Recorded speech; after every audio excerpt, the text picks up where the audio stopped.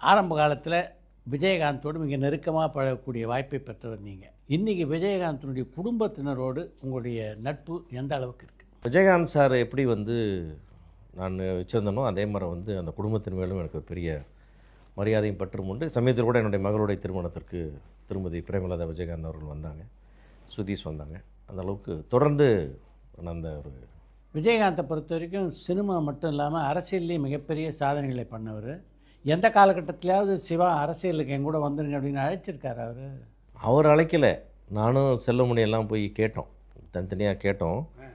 நாங்கள் கட்சி ஆரம்பித்து எப்படி வரணுன்ட்டு அவர் ஒரே வார்த்தை சொன்னார், உங்கள் வேலையை நீ பாரு, என் வேலையை நான் பார்க்குறேன். இன்னொன்று கொச்சையாக சொன்னார், இந்த சினிமாக்காரங்களாம் பின்னாடி வருவாங்க, என் கட்சியை வளர்ப்பாங்கலாம், நான் கட்சியை ஆரம்பிக்கல, என்னையும் மக்களையும் நம்பி ஆரம்பிச்சிருக்கேன் அரசியலை.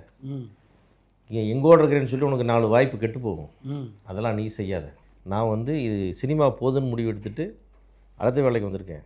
நீ சினிமா போதுன்னு முடிவு எடுத்துகிட்டு அப்புறம் இங்கே வா, ரெண்டையும் செய்ய முடியாதுன்ட்டார்.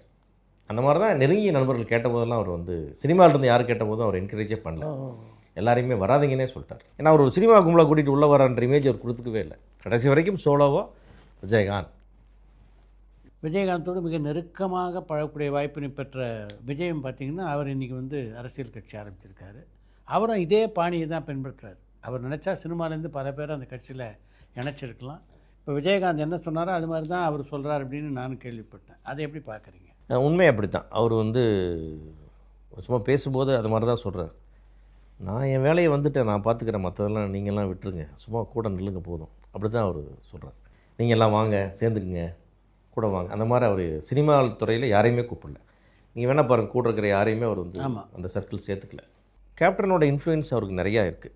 ஏன்னா அவர் குழந்தையிலேருந்து பார்த்து வளர்ந்த ஹீரோ விஜயகாந்த் சார். கரெக்ட். ஏன்னா SASR 17, 18, 19 படம் முன்னே பண்ணியிருக்கும்போது அந்த பையனுக்கு எவ்வளோ ட்ராவல் இருந்திருக்கும் அந்த ஃபேமிலியோட அந்த சார் கூடவும். அதே மாதிரி விஜய்க்கு அந்த முதல்ல ஒரு கெஸ்ட் ரோல் நடித்து கொடுத்து ஒரு பெரிய பாதையை அமைச்சு கொடுத்தது விஜயகாந்த் சார். அதனால் எல்லா இடத்துலையும் அந்த இன்ஸ்பிரேஷன் அவருக்கு இருந்துகிட்டே இருக்கும். இதுவும் அது ஒரு காரணமாக இருக்கலாம், நம்ம அவர் மாதிரியே இருப்போம். விஜயகாந்த் சார் நினச்சி எத்தனை நடிகர்கள் அவர் பின்னாடி வந்திருப்பாங்க பிரச்சாரத்துக்கு. கரெக்ட். ஒருத்தர் கூட எங்கேயுமே கூப்பிட்டு போகல. அவர் என்னை கூடவே அவ்வளவு க்ளோஸாக இருந்த எந்த ஃப்ரெண்ட்ஸையும் கூப்பிடல. அவர் அதே தான், விஜய் சாரும் அதே தான் ஃபாலோ பண்ணுறாரு. விஜயோட எந்த காலகட்டத்தில் உங்களுக்கு நெருக்கமான நட்பு ஏற்பட்டது? நடிக்க ஆரம்பிக்கும் போது நம்ம கொஞ்சம் பார்க்குறோம், ஷூட்டிங் போகிறது வர்றது, அவ்வளோ நம்ம விஜயகாந்த் சார் பார்க்க அவர் வர்றது, நான் விஜயகாந்த் சார் நெருக்கமாக இருக்கும்போது அவங்க வர்றது, அந்த மாதிரி பல காலகட்டங்களில் பார்த்து எப்போ பார்த்தாலும் பேசிக்கிற மாதிரி இருந்தது. அப்புறம் நடுவில் நான் 97 அவரோட ஒரு படம் பண்ணுற மாதிரி ஒரு நெருக்கமான டிஸ்கஷன் போய் அது கொஞ்சம் நடக்காமல் அப்புறம் போயிடுச்சு என்னுடைய சூழ்நிலை காரணமாக. அப்புறம் எப்பாவது பார்த்து அதை மிஸ் பண்ணிட்டால திருப்பி ஒரு நாள் பண்ணுவோம் அப்படின்னு சொல்லுவார். அப்படியே இருந்தது.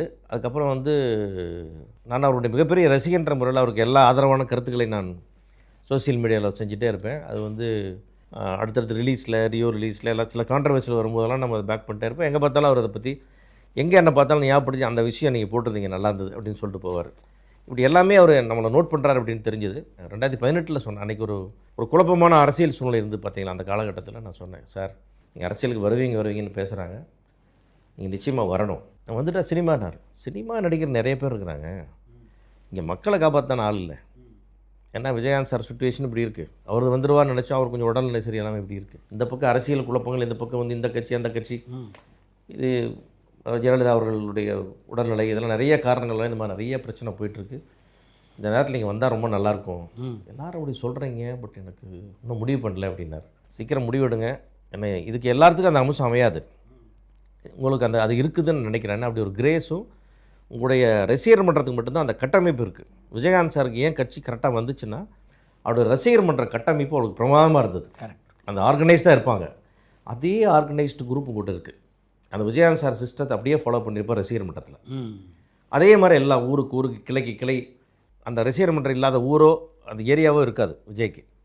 இதெல்லாம் உங்களுக்கு இருக்குது, நீங்கள் கண்டிப்பாக பண்ணணும்னு சொல்லிட்டு ஒரு பெரிய மக்கள் வெள்ளத்தில் விஜய் வர்ற மாதிரி ஒரு மிக பிரமாதமான ஒரு பெயிண்டிங் ஒன்று கொடுத்து, இது என்னுடைய வேண்டுகோள், அப்புறம் உங்கள் இஷ்டம் அப்படி சொல்லி கொடுத்துட்டு வந்தேன். இன்றைக்கி அவர் ஆஃபீஸில் அந்த பெயிண்டிங் இருக்குது. அருமை.